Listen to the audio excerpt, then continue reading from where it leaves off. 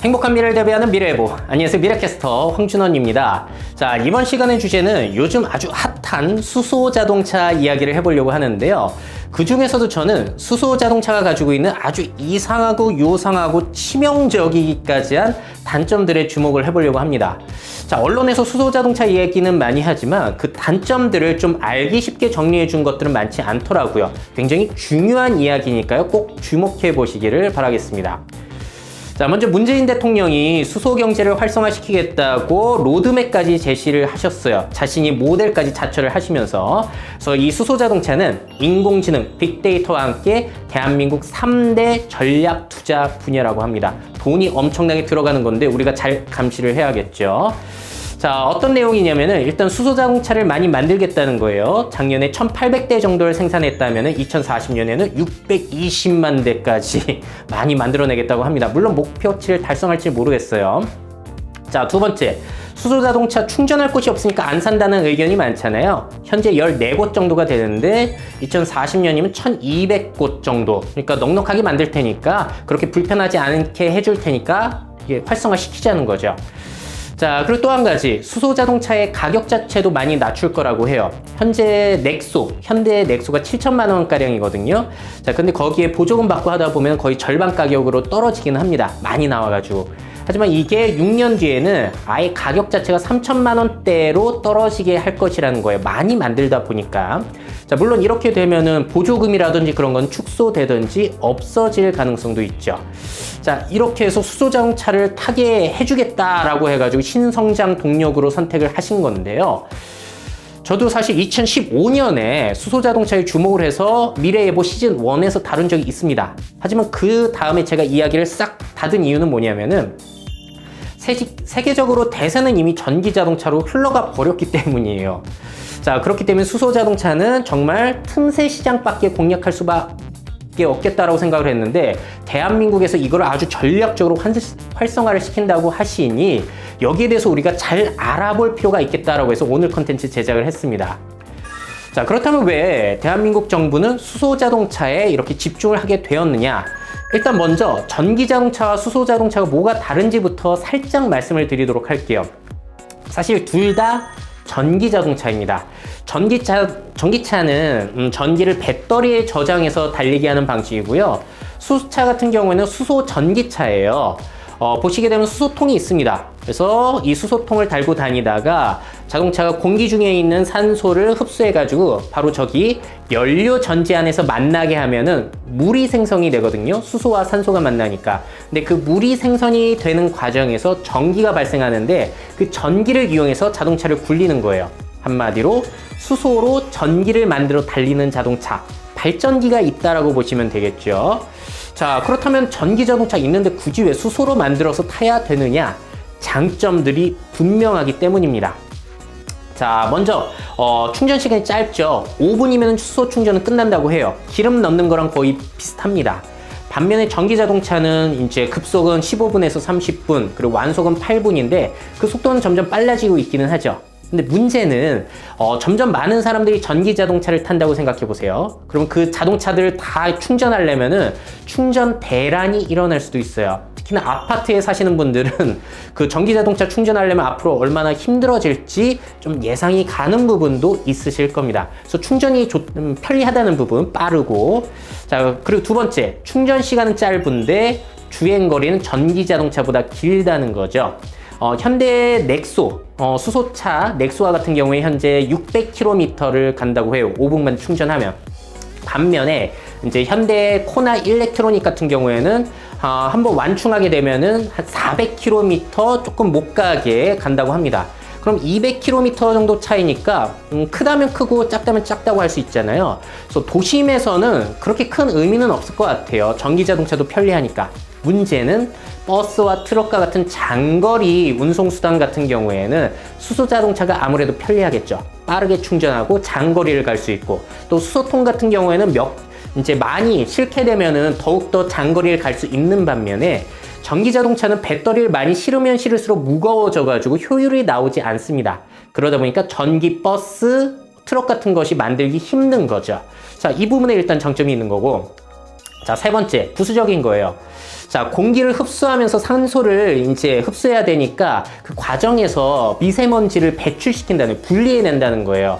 그러다 보니까 공기청정 효과가 나가지고, 자, 현대자동차의 말에 따르자면은 넥소를 1시간 동안 운행하면은 뭐 성인 남성 43명 정도가 1시간 동안 호흡하는 양이 정화가 된다라고 해가지고 홍보를 하고 있습니다. 그러니까 앞으로 수소자동차가 도로에 많이 다니게 되면은 미세먼지를 흡수하는 데에 큰 효과가 있을 수도 있다라는 희망이 있다는 거죠. 자, 이렇게만 보면은 수소자동차가 굉장히 좋아 보일 수가 있습니다. 하지만 전 세계에서 수소자동차를 만들지 않는 이유가 있겠죠. 왜냐하면 단점들이 너무 이상해요. 정말로 치명적이고 이해가 안 될 정도로 이상합니다. 자, 그거를 제가 크게 세 가지로 정리했는데요. 첫 번째, 전기자동차가 비쌀 수밖에 없어요. 그리고 두 번째, 수소 충전소랑 유통 인프라 만드는데 돈이 너무 많이 들어갑니다. 마지막 세 번째에 주목하셔야 돼요. 수소를 생산하는 것 자체가 굉장히 비효율적입니다. 특히나 세 번째에 주목을 하셔야 되는데 그 뒤에 말씀을 드릴 거고요. 하나씩 살펴보도록 할게요. 자, 먼저 이상한 단점 첫 번째, 전기차보다 어차피 비쌀 수밖에 없다는 거예요. 자, 아까 보여드린 대로 이제 수소와 산소를 만나게 해서 전기를 생산해내는 곳이 바로 저 연료전지 스택이라는 곳인데, 저 연료전지를 생산하는데 너무 비쌉니다. 일단 촉매와 분리막 자체가 비싸기 때문인데, 촉매화 같은 경우에는 귀금속을 써요. 그 귀금속이 뭐냐면 백금입니다. 그러다 보니까 현재 수소 자동차를 만드는데 생산 원가의 40%가 바로 저 연료전지에 들어간다고 합니다. 반면에 전기자동차는 정말로 다양한 제조사에서 참여를 하고 있죠. 생산자가 많아진다는 것은 그만큼 가격이 하락될 가능성이 높다는 거. 그리고 전기자동차는 구조가 간단하기 때문에 진입장벽 자체가 낮습니다. 그러다 보니까 청소기로 유명한 다이슨까지도 전기자동차를 만들겠다고 선언을 한 상태이죠. 그래서 수소자동차가 아무리 저렴해지고 반값이 된다고 하더라도 그 과정 속에서 전기자동차는 더 싸질 거라는 거예요. 중국산 전기자동차 생각해보세요. 얼마나 앞으로 싸질지. 자, 그리고 두 번째는 첩첩산중입니다. 수소 충전소랑 유통 인프라를 만드는데 또 돈이 너무 많이 들어가요.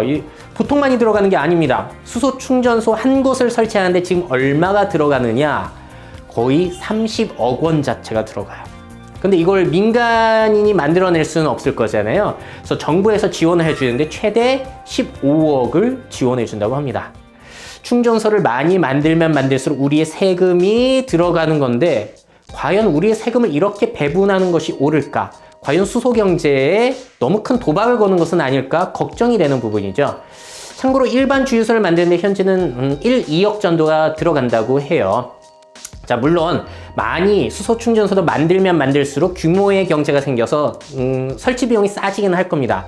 하지만 수소 같은 경우에는 워낙에 그 고기압으로 잘 관리를 해야 되다 보니까 저장하고 유통하고 안전 관리하는 것 자체에 굉장히 큰 비용이 들어간다는 것이 사실이에요.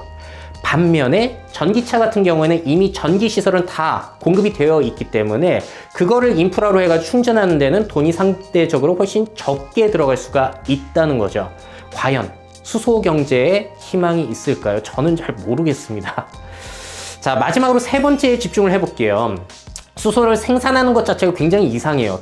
정말 해괴합니다. 정말 이해가 안 되는 부분이에요. 현대자동차에서 이렇게 광고를 했었어요. 수소는 우주의 75%를 차지하고 있어서 이 무한한 수소로 자동차를 달리게 하면 얼마나 좋겠냐. 근데 사실 이거 좀 말이 안 됩니다. 왜냐하면 자연 상태에 있는 수소는 우리가 이용할 수가 없어요. 이걸 이용하려면 인위적으로 수소를 만들어야 됩니다. 자, 보통 어떻게 이용하냐면 부생수소, 그리고 추출수소, 수전의 수소를 이용하는데 간단하게 아주 쉽게 설명드리도록 할게요. 부생수소 같은 경우에는 우리가 석유화학을 정제하는 과정이 있잖아요. 그 과정에서 어쩔 수 없이 수소가 부수적으로 생산이 된다고 합니다. 그럼 그렇게 부수적으로 나오는 것을 이용하면 된다 해가지고 이거를 쓰면 얼마나 좋냐라는 거예요. 이건 괜찮은 아이디어에는 분명한 것 같아요. 근데 문제는 이것만으로 부족하다는 거예요. 현재 뭐 울산이라든지 여수 같은 데서 만들어내는 양이 5만 톤인데 이게 25만 대의 수소차를 충전할 수 있는 여력이라고 합니다. 25만 대면 아직은 괜찮아요. 근데 문제는 앞으로 수소차가 많아진다고 한다면 이 양으로 부족하기 때문에 이렇게 부수적으로 나오는 것만 가지고는 안 되고 일부러 만들어야 되는 거예요. 그게 바로 추출수소입니다. 간단하게 말씀드리자면은 화석 연료를 가열해 가지고 수소를 만들어내는 거예요. 특히나 천연가스라든지 갈탄 같은 것을 많이 사용한다고 합니다. 근데 좀 이상한 점이 있지 않으세요? 우리가 이 수소 자동차, 전기 자동차를 개발하는 이유 자체는 화석 연료를 적게 쓰자, 그리고 온실가스를 배출하지 말자는 건데 화석 연료를 가열해 가지고 수소를 분리하는 과정에서 이산화탄소가 발생한다고 합니다. 이상하죠? 자, 이산화탄소가 배출되는데 그거를 또 이제 저장하고 배출되지 않도록 하는 또 그런 장치가 필요하다 보니까 굳이 이렇게까지 해가지고 수소를 만들어낼 필요가 있을까라고 하는 의문이 드는 거예요. 특히나 궁극적인 친환경 에너지원이 맞는지 자체도 의심이 되는 마당에, 자, 마지막으로 수전의 수소라는 건 뭐냐면요, 이거는 조금 친환경적이기는 해요. 물을 전기 분해하게 되면은 수소가 만들어진다는 거예요. 물은 어디에나 있으니까 그걸 갖다가 전기 분해해서 수소를 만들고, 또 이제 자동차에서 전기를 생산하면은 물로 다시 돌아가다 보니까 물에서 전기를 만들고 그게 다시 물로 된다. 너무나 친환경적으로 보이잖아요. 근데 여기에 뭔가 이상한 점 느끼지 않으셨나요? 자, 물을 전기 분해할 때 그 전기는 어떻게 만들죠? 만약에 이 전기를 화석연료를 통해서 만든다면 의미가 없는 거잖아요. 자, 그리고 또 한 가지, 그렇다면은 신재생 에너지, 뭐 풍력이라든지 태양력을 이용해가지고 그 남는 에너지로 물을 분해해가지고 수소를 만들면 너무 좋죠. 그러면 화석연료도 안 쓰고. 근데 여기에 또 이상한 점이, 쉽게 설명을 드릴게요. 전기자동차 같은 경우 태양광 패널을 이용해가지고 전기를 생산해내요. 그런 다음에 이거를, 그 생산한 전기를 바로 배터리를 충전해서 쓰면은 간단합니다. 근데 수소자동차로 쓰려면 어떻게 되냐면요, 신재생 에너지로 전기 만들어요. 그걸로 물을 분해해가지고 수소를 만들어냅니다. 그 과정에서 에너지 손실이 발생되겠죠. 그 수소를 저장하고 다니다가 연료전지에서 다시 전기로 변환하면서 차를 굴리게 됩니다. 그러면은 이게 전기로 수소를 만들고 수소를 또 전기를 만드는 과정에서 에너지가 손실될 수밖에 없다는 거예요. 그냥 전기차에 쓰면 될 거를 왜 이렇게 변환해 가면서 에너지 손실을 만드느냐, 굉장히 이상한 부분인 거죠. 그래서 여기에 대해서 앨런 머스크가 하는 얘기가 이겁니다. 그래서 이 에너지 손실이 너무 발생하기 때문에 수소연료 전지는 바보 같은 생각이다 라고 얘기하는 근거가 바로 이거예요. 물론 앨런 머스크 자체가 전기자동차 회사를 운영하고 있기 때문에 이 얘기를 할 수 있습니다만 굉장히 우리가 생각해 볼 거리가 되는 요소죠. 그래서 이상해요. 자, 그래서 여기에 대해서 정승일 산업부 차관은 이런 계획을 발표했습니다. 초기에는 부생수소, 추출수소를 이용하자는 거예요. 어쩔 수 없이 화석연료를 쓴다는 거죠. 그런 다음에 나중에 신재생 에너지가 확충되면은 전기가 남아 돌면은 그 남는 전기를 가지고 물을 분해해서 쓰면 된다. 그마저도 부족하면은 해외 생산기지에서 수입해 오면 된다는 건데, 여러분 어떻게 생각하세요? 이게 말이 되나요? 이게 정말로 효율적이고 우리가 꿈꾸는 친환경 에너지를 위한 길이 맞는 건가요? 또 한 가지 우리가 주목해 볼 필요가 있는 거는, 저 정승희 산업부 차관분께서는 전 한국가스공사의 사장님이십니다. 과연 수소경제를 활성화할 때 이득을 보는 집단은 어디인지에 대해서도 우리가 합리적인 의심을 해볼 필요는 있는 것 같아요. 자, 그리고 신재생 에너지에 대해서 좀 더 말씀드리자면은, 우리가 신재생 에너지를 잘 만들고 정말 충분하게 만들면 괜찮아요. 그럼 남는 에너지로 수소 만들고 그거 타면 좋잖아요. 그것도 뭐 나쁘지는 않습니다. 빠르게 충전되고 수소 자동차 좋으니까. 자, 그런데 2017년 기준으로 한국의 신재생 에너지 비율, 생산 비율이 얼마냐면은 8.08%예요. 참고로 OECD 가입국 중에서 최하위 수준입니다. 정말로 평균치도 되지 않아요. 근데 이렇게 최하위권인 나라가 수소 경제를 활성화하겠다는 것 자체가 앞뒤가 조금 안 맞는 거죠. 앞뒤가 바뀐 거라고 할 수 있어요. 뭐 독일이라든지 덴마크 같이 이런 신재생 에너지가 활성화가 잘 되어 있는 나라도 수소는 별로 안 좋다라고 생각을 해가지고 전기 자동차를 활성화하고 있는 마당에 한국은 다른 전략을 선택한 겁니다. 물론 옛날에 삼성의 이건희 회장이 반도체에 큰 투자를 하겠다고 했을 때도 많은 사람들이 반대를 했다고 해요. 그래서 만약에 수소 경제가 정말로 유용하고 뛰어난 기술이라고 승리를 거두게 된다면 우리가 기회를 잡을 수 있습니다. 하지만 과연요? 자, 마지막으로 또 생각해 볼 건 또 이거죠. 그렇다면 수소 경제를 활성화해서 한국의 수소차를 많이 팔아요. 다른 나라에서는 살까요? 자, 만약에 세계적으로 많이 활성화되고 있고 대세가 되고 있는 전기 자동차, 이게 더욱더 공고하게 굳어지게 된다면, 중심이 전기차로 공고해진다면 과연 그 비싼 수소 충전소를 다른 나라에서 짓겠냐, 수소 인프라 기술 우리나라에서 수입을 하겠냐는 거죠. 굉장히 큰 도박입니다. 잘 되면 대박이고요. 근데 안 될 가능성이 저는 높아 보여서 이렇게 컨텐츠로 전달을 드리는 거예요.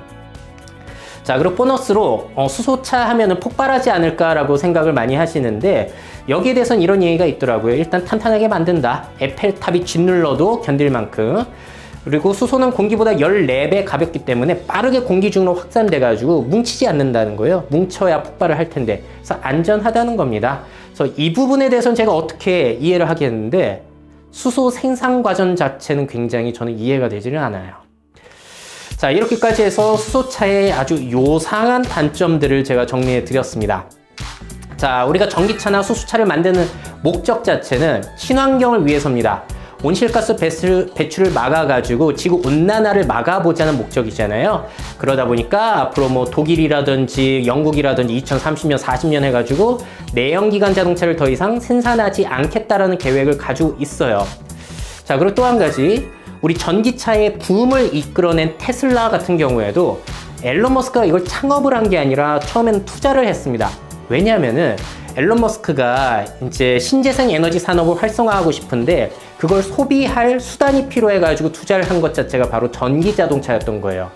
결국에는 중요한 건 신재생 에너지로 전환하겠다는 거거든요. 그래서 목적과 수단을 잘 구별해야 된다는 거죠. 목적은 환경을 지키자는 거고, 그 과정에 수소자동차라는 것도 한 가지 대안이 될 수 있는 건데, 우리는 그 수단 자체에 너무 집중을 하고 있는 것은 아닐까라고 걱정이 되기도 했습니다. 그래서 수소자동차가 활성화가 되고 성공을 하려면은 친환경적으로 수소 생산이 충분히 가능해져야 된다는 점. 두 번째, 수소를 충전하고 저장하고 유통하는 인프라 비용 자체가 상당히 낮아져야 된다는 점. 마지막으로 세계적으로 전기자동차가 수소자동차 경제가 우수하다고 판명이 나야 된다는 점입니다. 과연 가능할까요? 가능하다면은 한국 경제는 정말로 뛰어난 선택을 한 게 되겠죠. 자, 어떻게 생각하시는지 의견 많이 남겨주셨으면 좋겠고요. 혹시라도 제가 틀린 부분이 있다면 꼭 댓글을 남겨주셔가지고 정보를 수정할 수 있는 기회가 됐으면 좋겠습니다. 저도 열심히 준비했지만 혹시나 제가 에너지라든지 이런 역학 분야에서 전문가는 아니기 때문에 틀릴 수 있는 부분이 혹시라도 있거든요. 꼭 지적을 해주셨으면 좋겠습니다. 자, 그리고 또 우리가 제2의 4대강 사업이 되지 않도록 정부 예산이 많이 들어가야 되는 거니까 감시를 똑바로 해야 된다는 점, 이것도 함께 이야기를 해보면 좋을 것 같아요. 자, 오늘의 내용은 여기까지 해서 마무리 짓도록 하겠습니다. 자, 여러분들 최고의 미래를 상상하시고요. 그 미래를 직접 만들어 가시기를 바라겠습니다.